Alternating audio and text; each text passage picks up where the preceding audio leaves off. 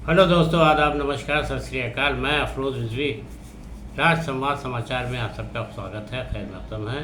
पेश हैं दुनिया के सियासी व गैर सियासी हालात पर चर्चा और ख़ास तबसरों में चर्चा में ईरान और अमेरिका और इसराइल के आपसी तनाव से जो जंग के हालात फिर से पैदा हुए हैं, उस पर काफ़ी ज़बरदस्त खबरें सामने आई हैं। पता चला है कि ईरान पर अमेरिका और इसराइल ने मिल करके संयुक्त रूप से हमला कर दिया है।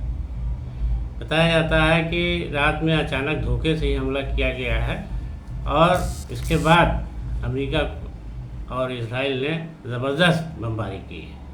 ईरान में काफ़ी नुकसान हुए हैं। ईरान ने भी इसका मुकम्मल जवाब देने की बात कही है और कहा है कि हम इस धोखे से किए गए हमले का ज़रूर जवाब देंगे और ऐसा जवाब देंगे कि इसराइल अमेरिका के दांत खट्टे हो जाएंगे। उन्हें समझ में आ जाएगा कि धोखा दे करके हमला करने से क्या उनके नुकसान हो रहे हैं।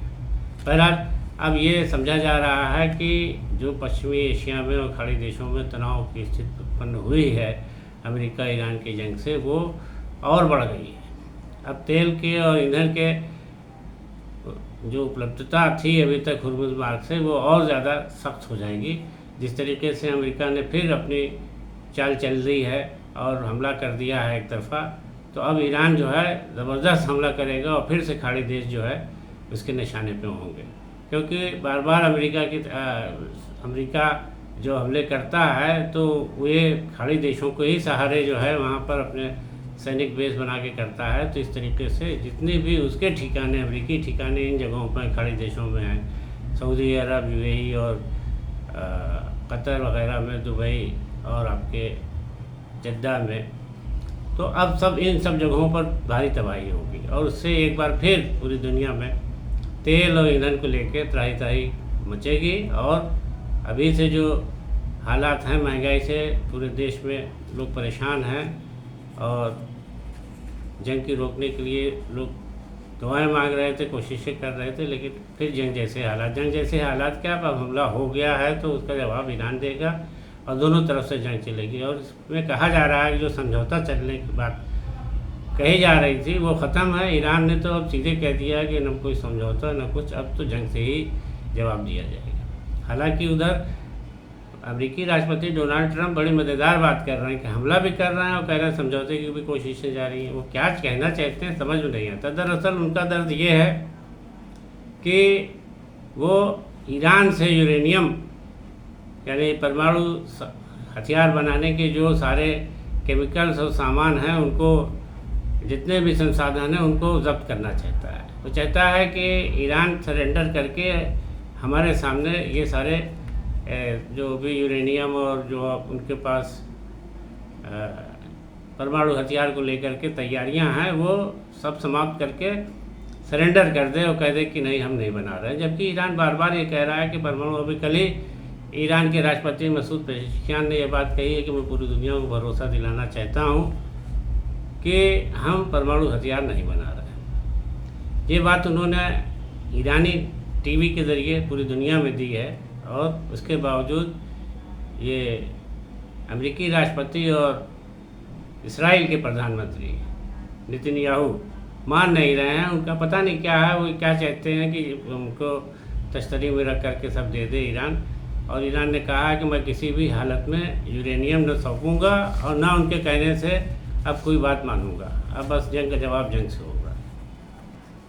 तो अब समझौता किस बात का है? समझौता तो ख़त्म हो गया, जंगबंदी भी ख़त्म हो गई। जंगबंदी आपने बना रखी थी, सीज़फायर कह रखा था, अभी कल कह रहे थे कि 2 हफ्ते तक मैंने और बढ़ा दिया है, बातचीत की बहुत करीब है।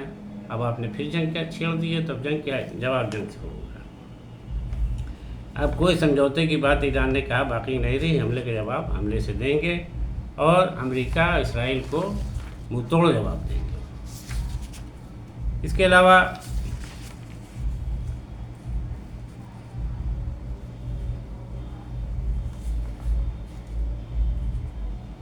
अमेरिका और इसराइल में अंतर्राष्ट्रीय कानूनों का जिस तरह उल्लंघन हो रहा है, इस तरीके से जो इन्होंने ईरान पर हमले किया है, उसको लेकर के भी तमाम देश में चर्चाएं शुरू हो गई हैं कि अभी रूस ने इस बात को, चीन ने कहा था कि जिस तरीके से अमेरिका धोखे से हमला कर रहा है और बग़ैर किसी पक्के आधार पर, कोई मजबूत उसके पास उसकी वजह नहीं है कि वो जंग करके अपने हिफाजत में जंग कर रहा है, बल्कि वो ईरान को ख़त्म करने के इरादे से जंग कर रहा है। तो इसको लेके चीन और रूस की तरफ से कहा गया था कि अंतर्राष्ट्रीय कानून का सीधा उल्लंघन है, और इस सिलसिले में और भी देशों ने भी यही बात कहना शुरू कर दी है।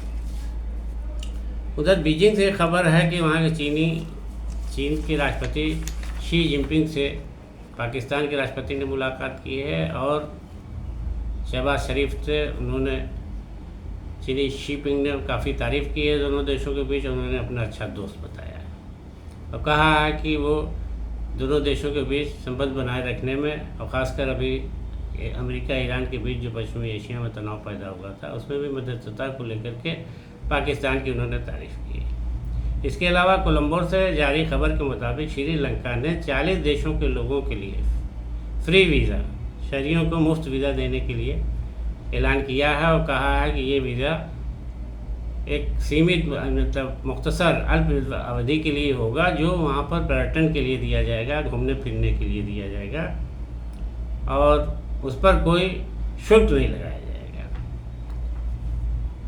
तो इस तरीके से श्रीलंका ने 40 देशों का जो किया है, चयन किया है, तो उनके लोगों के लिए एक बहुत बड़ी खुशखबरी है कि वो बगैर किसी शुल्क के वीज़ा पा सकेंगे। और पाकिस्तान के रावलपिंडी से मिली खबर में प्रधानमंत्री और पूर्व प्रधानमंत्री और मशहूर क्रिकेटर इमरान खान की हालत बहुत ख़राब है। उन्हें जेल में रखा गया है, उनको जेल में तन्हाई में रखा गया है, ना तो किसी से मिलने दिया जा रहा है, ना यहाँ तक कि गार्ड पर भी पाबंदी की, उनसे कोई बात ना सुने, कुछ ना करे। मतलब इमरान खान की बहुत बुरी हालत है। कहा जा रहा है उनकी आँख की रोशनी भी कम हो गई। ये बात उन्होंने अभी पिछले दिनों उनकी बहन मिलने गई थी, उनको उन्होंने बताया था, तो उनकी बहन ने यह दावा किया है कि उनको जेल में इमरान खान को इसलिए प्रताड़ित किया जा रहा है कि वो सियासत छोड़ दें, उन पर दबाव डाला जा रहा है। बहरहाल अब उनकी बहन का दावा कहाँ तक सही है, बहरहाल जिस तरीके से ये पाकिस्तान की सरकार कर रही है वो किसी से छिपी नहीं है कि इमरान खान के साथ किस तरह से ज्यादती की जा रही है। इसके अलावा ढाका से जारी खबर के मुताबिक बांग्लादेश में सामान से और सवारियों से लदा एक ट्रक पलट गया जिसमें 15 लोगों की मौके पर मौत हो गई और 10 लोग घायल हुए। घायलों को अस्पताल में भर्ती करा दिया गया है और ट्रक तेज़ रफ्तार जा रहा था जिसके बिना पर वो अचानक पलट गया और मौके पर 15 लोग मर गए। तो दोस्तों आज के तबसरे में इतना ही, दीजिए इजाज़त। नमस्कार, आदाब।